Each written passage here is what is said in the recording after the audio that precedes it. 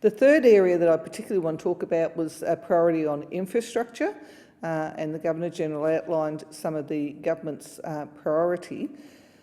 For my own area, and I've spoken in this House before, and I will not give up talking about this until the government takes some action, there have been no infrastructure commitments for the last 7 years. I really need the government to understand that Wollongong is the third largest city in New South Wales, with significant commuter base, with a major port that requires a great deal of truck movement, seriously needs an upgrade of its road and rail infrastructure. I'm very pleased that the Labor team understand the importance of our region and back it in. I was able to go to the election with a $50 million commitment for the Moldon-Barton Rail Link, which is an important part of connecting us to Western and South-Western Sydney.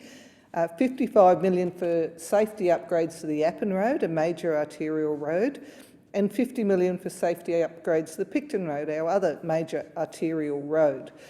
These three pieces of infrastructure feeding into our region badly need investment by government, and we just sadly did not see a single commitment from the Liberal candidate to our transport infrastructure. Well, to be fair, the Liberal candidate in my seat didn't have one commitment across any portfolio area, but the transport area is obviously something that should be about nation building. It should be beyond party politics, and it was very disappointing.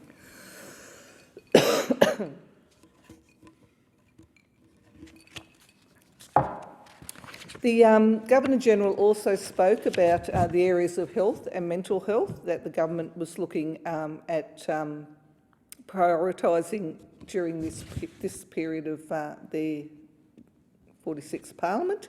And I just acknowledge that in the space of the mental health, the One Door Illawarra group that I mentioned in my opening comments, which does fantastic work at their clubhouse, I was able to get a $20,000 commitment for them from a Labor government if we'd been elected to do some really important upgrades to that clubhouse to allow them to extend the sorts of activities that they undertake. And I'll continue to try and lobby and find that funding for them.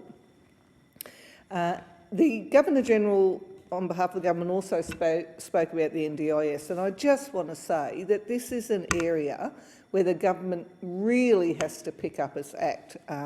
I noticed our Shadow Minister making the point today that it's been, I think, over 1,000 days since the head of the NDIA that runs the NDIS moved on, and there's been no replacement even of the person running the agency that's required to deliver the scheme.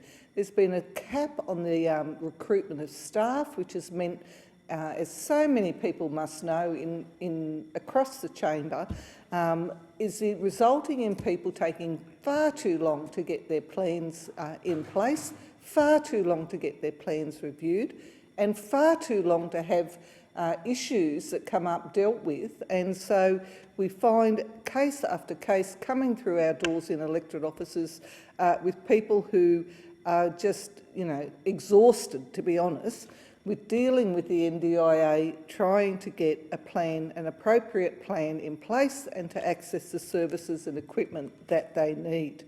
And so in terms of the NDIS, while the government says it is committed to it, it needs to show by its actions far more strongly that it's actually delivering on that.